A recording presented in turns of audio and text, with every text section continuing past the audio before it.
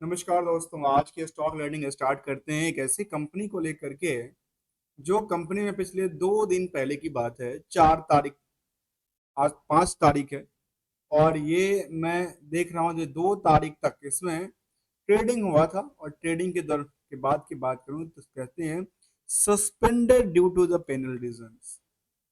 अब इस कंपनी को सस्पेंड कर दिया गया तो सोचिए अब जो इसमें बैठे होंगे शेयर धारक, उनका क्या हाल चाल होगा।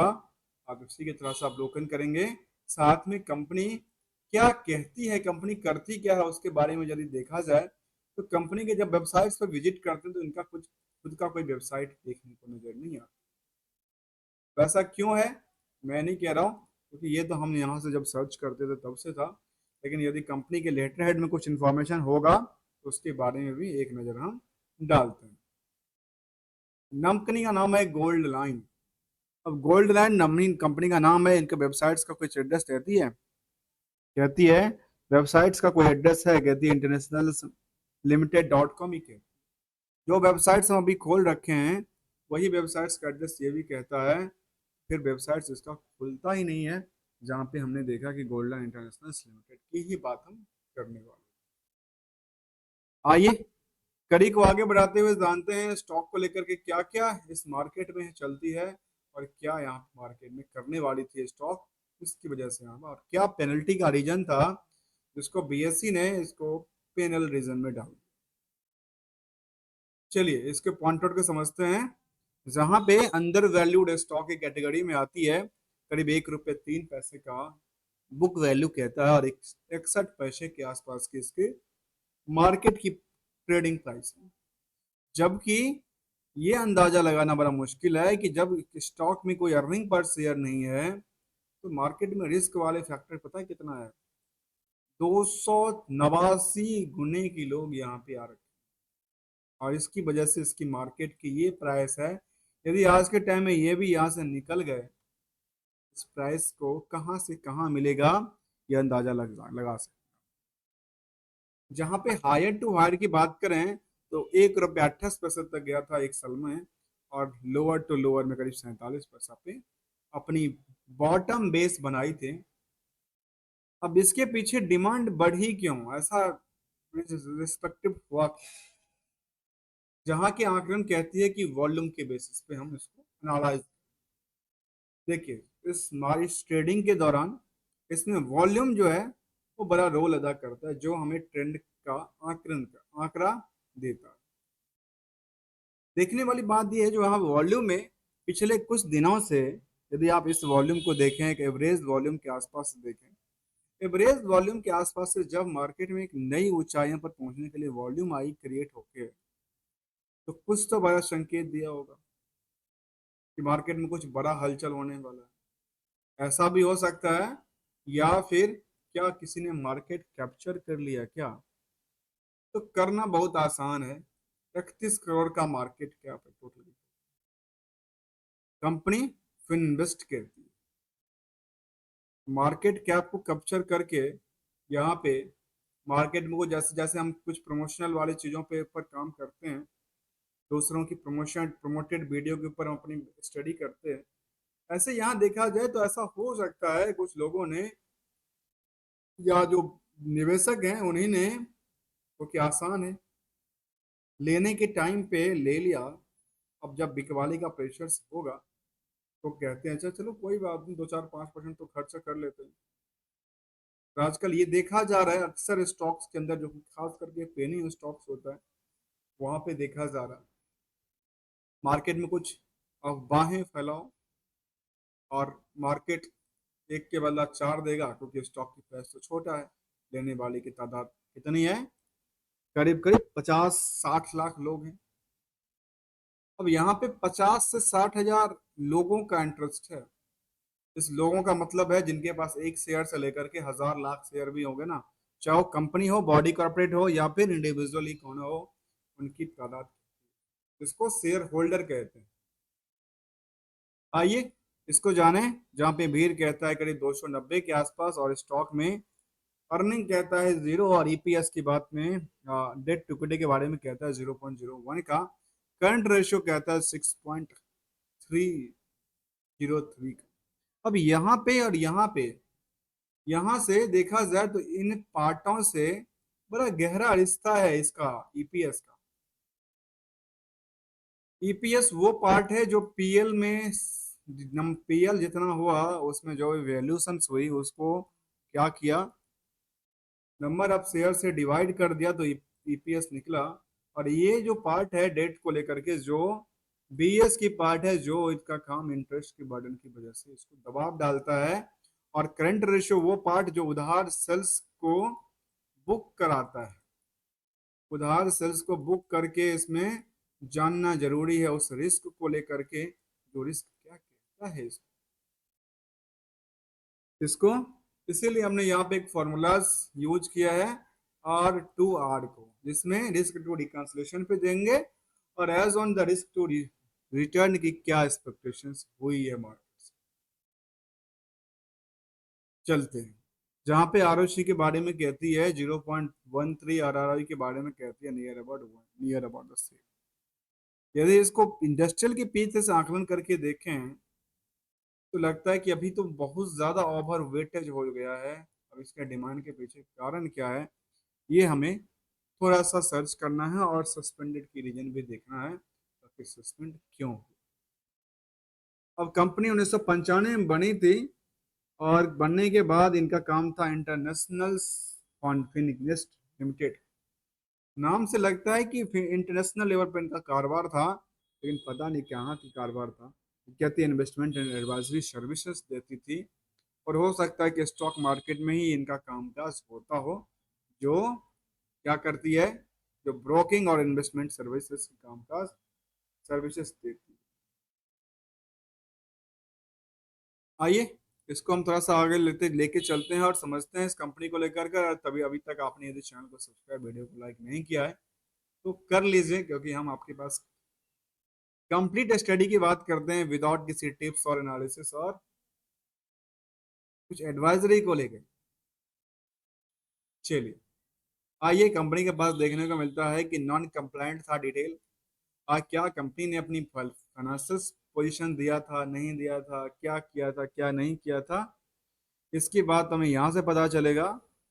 जो इसका जो कंपेयर किया गया वो HDFC AMC बजाज होल्डिंग्स, मुझे लगता है कि सबसे कंपेयर करना बिल्कुल बेकार है। लेकिन यदि भीड़ भीड़ की बात करें स्टॉक में, यहाँ सस्ती माल बिक रही थी, खरीदने वाले काफी लोग आए और भर भर के खरीद रखा है, तब भी तो मार्केट की डिमांड बढ़ी है 62%। आइए रिजल्ट की तरफ नजर डालते हैं, और रिजल्ट के बारे में नजर डालने के बाद पता चलता है कि कंपनी ने अपना कुछ किया ही नहीं। लगता है कि सबके सब सो रहे हैं, मैनेजमेंट सो रही है, सारे के सारे अपडेट सो रहे हैं, या तो डेटा कुछ देखने को मिलती नहीं है। चलिए यहाँ पे डेटा देखते हैं कुछ कहती है। 31 अगस्त को कंपनी कहती है, जो बुक क्लोजिंग की बात करती है, आउटकम ऑफ द मीटिंग की बात करती है। आखिर किस चीज की मीटिंग कर रही है, जब मीटिंग कर रही है तो फिर इसका अपडेट क्या आया। उन्होंने कहा मीटिंग करने वाले हैं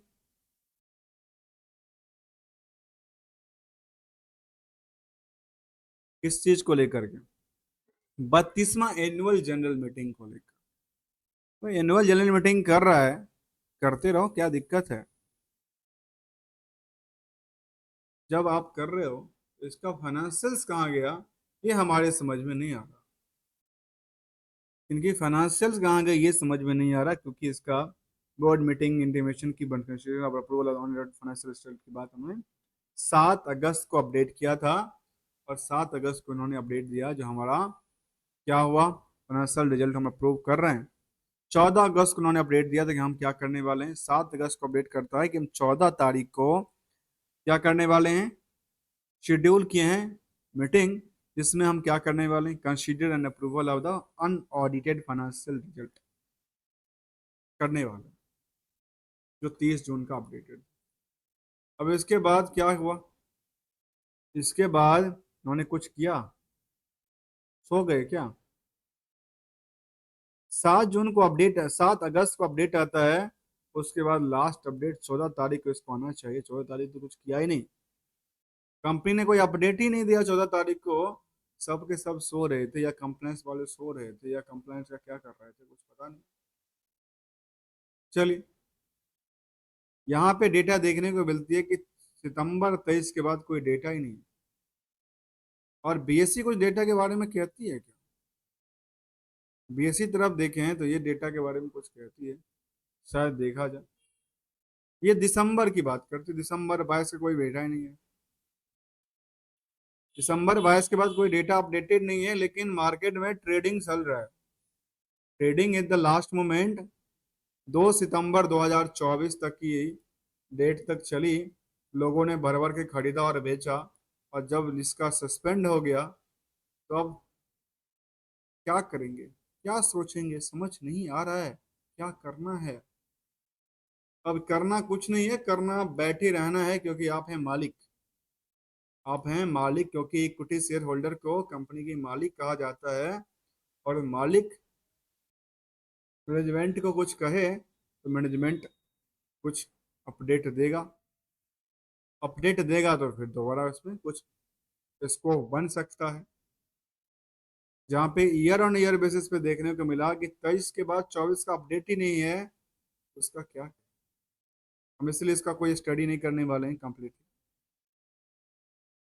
लेकिन कहती है सेल्स लगातार जंप करती है, बाकी सारी चीज जंप करती है। हम इसका आकलन क्या करेंगे, 2 साल पहले के डेटा देखेंगे।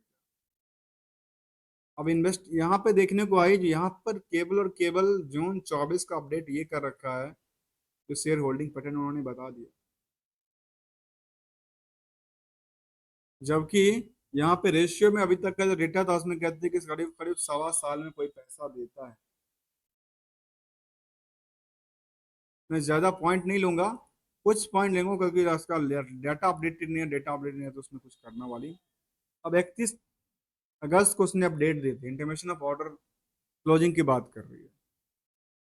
और इनको ये याद नहीं आया कि हमने बोर्ड मीटिंग 14 तारीख को करने वाले थे, उसका क्या हो। फिर कहती है जब हम 24 सितंबर से लेकर 27 सितंबर तक अपनी शेड्यूल को क्या करने वाले हैं, इक्विटी को, शेयर को हम क्लोज करना चाहते। For the purpose of the annual general meeting the schedule for the whole 28 सितंबर को इसका ट्रेडिंग क्या रहेगा, बंद रहेगा। चलिए, कह दिया उन्होंने बंद रहेगा तो बंद कर दिया।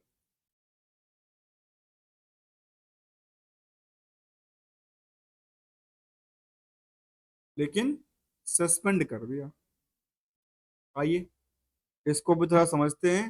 तो आप लोगों को कुछ और इन्फॉर्मेशन हो तो मुझे आप कमेंट्स करके बता सकते हो। एनालिसिस के पार्ट के भी नहीं देखूंगा, क्योंकि ये डेट्स फ्री तो दिखती है, लेकिन ये क्या पिछले साल का कुछ डेटा नहीं है, उसमें क्या देखने वाली बात है। लेकिन जो मार्केट के स्ट्रेटजी है उसकी बात करने वाला हूँ, जहाँ पे चार्ट लगातार चलती नजर आई है। और चार्ट तो लगातार यहाँ पे कुछ ट्रेडिंग सेशन से गिरावट देखने को मिला। ऑन एवरेज बात करें तो यहाँ पे कह सकते हैं जो पिछले 6 महीने की ट्रेंडिंग इसके व्यू से ये कहता है, जो लोअर टू लोअर को ये बार बार टच कर रही है। लोअर टू लोअर को बार बार टच कर रही है। अपर टू अपर को ये टच भी नहीं कर पाती, अर्थात इनका सेंटिमेंटल क्या कहता है, निचले पायदान के लिए ओपन होता नजर आता है। जहां वॉल्यूम में तगड़ी जंप है, वॉल्यूम में तगड़ी जंप का आसार है। और कुछ ऐसा अपडेट्स की बात करें तो कुछ और निकल के आती है। तो चलिए, यहाँ पे सेंटिमेंटल के बारे में कहती है कि अब लोअर सर्किट टच करती है। Outcome of the board meeting की बात उन्होंने कहा है। आउटकम ऑफ बोर्ड मीटिंग क्या आई 31 तारीख को, इसके बारे में देखेंगे। बोर्ड मीटिंग क्या, बोर्ड मीटिंग के बारे में हमने देखा, ये यहाँ पे ओपन ही नहीं हुआ। इसको ओपन हुआ तो नीचे हम देखें बोर्ड मीटिंग के बारे में कहती क्या है। तो कहती है 31/8 को वही बात तो नहीं है जो हमने अभी रिसेंटली इसमें लर्न किया है। इसमें देखा जा सकता है उसी बात को कह रहे हैं जिसमें एजीएम की उन्होंने बात, तो 14 तारीख वाले मीटिंग को ये भूल गए और अगले मीटिंग की अपडेट उन्होंने कर। हो सकते हैं क्या। आइए यहाँ पे हम देखें जो आखिर इन निवेशकों को दिया क्या, और पिछला रिकॉर्ड भी एक नजर डालते हैं। तो पिछले रिकॉर्ड में कहते हैं हम तो क्यू और क्यू के बेसिस पे तगड़ी जंप में थे हमारी वायो वाई के बेसिस पे तगड़ी जंप कर रहे थे हम, ईयर ऑन ईयर बेसिस पे, लेकिन कुछ दफा तो हमारी गिरावट है। अगला अवलोकन कहता है इसको लेकर के, पिछले एक दिन की चार्ट की देख रहे थे ना अभी, पिछले एक साल की चार्ट, एक महीने के चार्ट में करीब गिरावट था 7% का, 6 महीने की चार्ट में लगातार गिरावट था 40% की, और एक साल के चार्ट में इन्होंने मोटिव पता है क्या बना रखा।